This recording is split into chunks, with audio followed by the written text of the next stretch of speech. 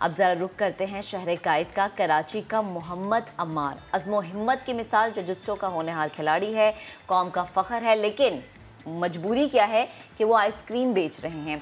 एक दो नहीं, कौमी और बैनुल अक़वामी मुकाबलों में पूरे 50 मेडल्स उन्होंने अपने नाम किए हैं। ये लातादाद मेडल्स है, लेकिन इसके बावजूद उन्हें किसी ने सपोर्ट नहीं किया। मगर अम्मार ने हार नहीं मानी। ज़िंदगी की गाड़ी खुद इन्हसारी के तहत बावकार तरीके से उन्होंने चलाई और फैसल जो हैं वो गए वहाँ पर, उन्होंने जाकर उनसे गुफ्तगू की। यकीनन ये एक लम्हा फ़िक्रिया है हमारे लिए कि ये हमारा मुस्तकबिल इस वक्त न जाने किस किस तरीके से कमाने पर मजबूर है। फैसल ने जो उनसे गुफ्तगू की और उनका क्या जवाब था वो आपको दिखाते हैं।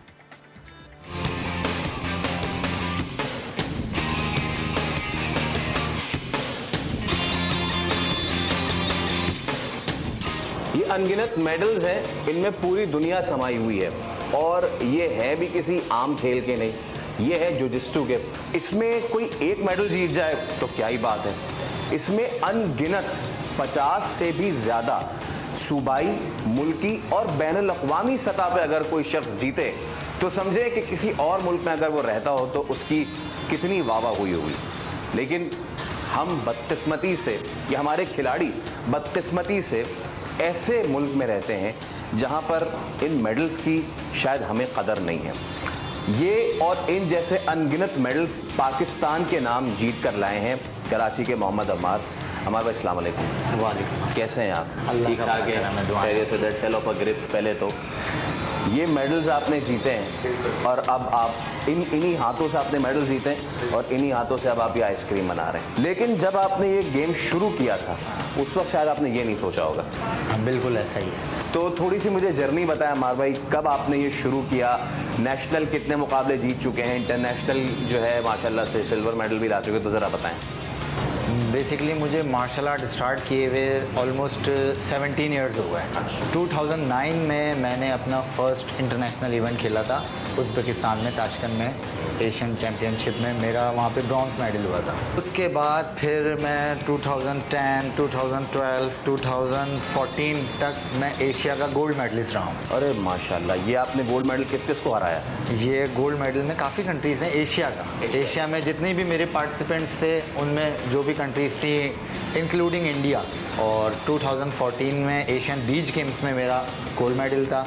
फिर 2015 में मैंने वर्ल्ड चैम्पियनशिप में फ़र्स्ट टाइम डेब्यू पार्टिसिपेटिंग थी मेरी, और उसमें अल्हम्दुलिल्लाह मैंने सिल्वर मेडल लिया था। ममालिक कितने थे वो टोटल? वर्ल्ड चैम्पियनशिप थी तो मेरे ख्याल से 200 के करीब 200 मुल्कों में मेरे भाई ने सिल्वर मेडल हासिल किया।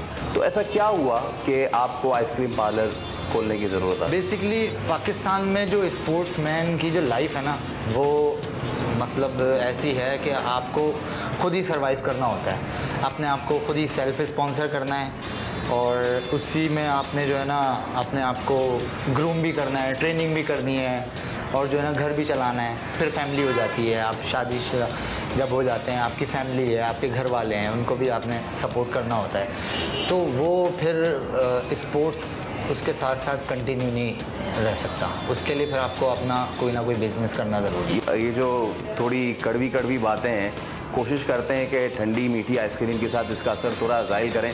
आए हम ज़रा बैठते हैं, बैठ के टेबल पे थोड़ी बातचीत और गपशप होती है। ये थोड़े से मेडल्स हैं, अभी आपको पूरा गुच्छा दिखाते हैं, आइए। आइसक्रीम तो मैं खा रहा हूँ, वैसे मैं कन्फेशन करना चाहता हूँ मार भाई, मैं कई बार यहाँ से आइसक्रीम खा के जा चुका हूँ और मुझे नहीं पता था कि ये जो आइसक्रीम पार्लर के ओनर हैं वो हमारे कौम का कितना बड़ा फ़ख्र है। आपको कभी लगा यार मैंने इतनी टफ़ चीज़ की है, मैं गोल्ड मेडलिस्ट रहा हूँ, सिल्वर मेडलिस्ट रहा हूँ, एशियन चैम्पियन, नेशनल चैम्पियन तो माशाल्लाह से आप लगातार जीतते आ रहे हैं, तो इतनी फेम नहीं मिली, इतनी शोहरत नहीं मिली, लोग जो है वो क्या रिस्पॉन्स करते हैं, कभी ये चीज़ आई है जहन में?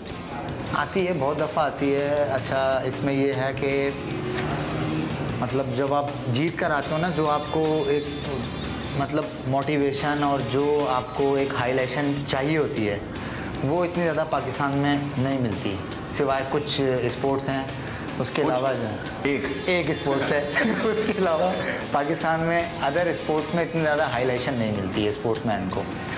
तो वो काफ़ी फील होता है। अच्छा, दूसरी एक्टिविटीज़ में मैं देखता हूँ कि लोगों के पास जो है वो मतलब कोई छोटी सी कोई वीडियो बना के उल्टी सी। हमारे कौम में एक ये बड़ा मसला है कि यार कोई नेगेटिविटी की तरफ जो है ना वो बहुत ज़्यादा जाते हैं। अभी आप अगर ये मेडल्स मैंने किसी यूरोपियन कंट्रीज़ में रहते हुए ये मेडल्स मैंने लिए होते तो मैं उनका स्टार होता। जो हाईलाइशन मिलनी चाहिए ना एक स्पोर्ट्स को, स्पोर्ट्समैन को, वो नहीं मिली। लेकिन ये है कि फिर भी मोटिवेट रहना चाहिए। आप सिर्फ स्पोर्ट्स करते हुए ना अपनी लाइफ कंटिन्यू नहीं कर सकते। ये कहते हैं कराची में हम जबान में कहते हैं फड्डा हो जाए तो पहुँचो, ये लेके पहुँचो, सर फाड़ो इससे। अगर अच्छा सिर्फ मैं अगर ये दिखाऊँ ना आपको अंदाज़ा हो गया होगा ये कितने हैवी मेडल है सारे। सर्टिफिकेट्स कौन कौन से हैं आपके पास, ज़रा मुझे। सर्टिफिकेट्स मेरे बचपन से लेकर आज तक के सर्टिफिकेट्स हैं, बहुत सारे हैं। अच्छा ये पुकेट से डिप्लोमा भी किया हुआ आपने? मतलब ये एशियन बीच गेम्स का है वो डिप्लोमा मीन सर्टिफिकेट। ओके। हाँ, ये वर्ल्ड चैम्पियनशिप का है, ये एशियन चैम्पियनशिप के सर्टिफिकेट्स हैं, ये नेशनल के हैं। थोड़े से अरेंज नहीं हुए हुए क्योंकि ये कुल मिला के कितने हैं, गिनती की है आपने? ये टोटल मेरे ख्याल से 50 प्लस हैं। 50 प्लस सर्टिफिकेट्स हैं। मेडल्स कितने हैं आपके? मेडल्स भी मेरे पास 50 प्लस हैं। 50 प्लस है, 50 प्लस 50 सेंचुरी मारी हुई है आपने। हाँ। अच्छा अमार भाई ये बताएं अब कि आगे क्या प्लान है? ठीक है, कितना मज़ीद खेलेंगे?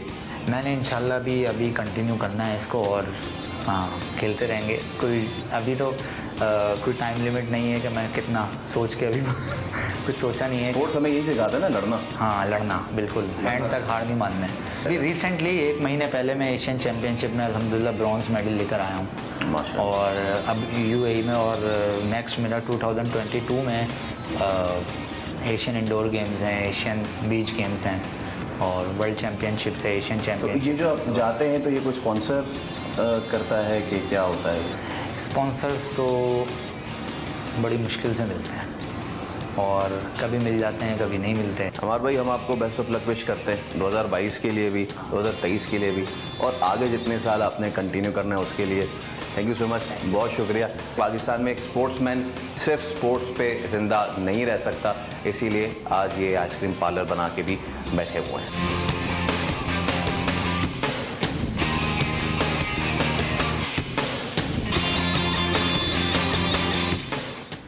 तो अपना काम करने में कोई शर्म और कोई आर महसूस नहीं करनी चाहिए, यही अमार ने भी बताया है। एक जानिब वो स्पोर्ट्स को, जुजित्सु जैसे मुश्किल स्पोर्ट्स को कैरी कर रहे हैं और अगर वहाँ से उनकी इतनी अर्निंग नहीं हो रही है तो वो आइसक्रीम पार्लर बना के अपना काम चला रहे हैं। लेकिन वही बात है, रिकग्निशन नहीं है ये और ये बेहद ज़रूरी है।